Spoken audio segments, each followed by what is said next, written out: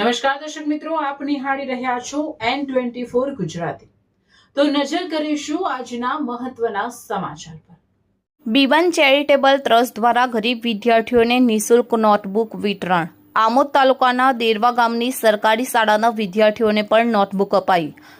આમોદ તાલુકામાં શિક્ષણને પ્રોત્સાહન આપવા અને આર્થિક રીતે નબળા વર્ગના વિદ્યાર્થીઓને મદદરૂપ થવાના ઉદ્દેશ્ય સાથે બીબન ચેરિટેબલ ટ્રસ્ટ આમોદ દ્વારા મછાસરા, માંગરોળ, વલીપોર તેમજ દેરવા હાઈસ્કૂલના ગરીબ અને જરૂરિયાતમંદ વિદ્યાર્થીઓને નિઃશુલ્ક નોટબુકનું વિતરણ કરવામાં આવ્યું હતું।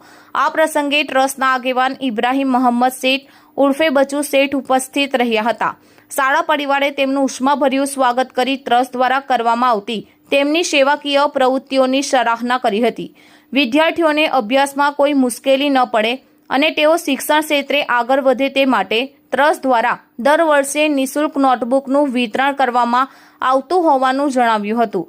નોટબુક વિતરણ કાર્યક્રમ દરમિયાન વિદ્યાર્થીઓમાં ખુશીનો માહોલ જોવા મળ્યો હતો। શાળાના આચાર્ય અને શિક્ષકગણે બીબન ચેરિટેબલ ટ્રસ્ટના આ સેવાકીય કાર્યને બિરદાવતા જણાવ્યું હતું કે આવા સામાજિક પ્રયાસો વિદ્યાર્થીઓમાં શિક્ષણ પ્રત્યે વધુ ઉત્સાહ અને પ્રેરણા પૂરી પાડે છે।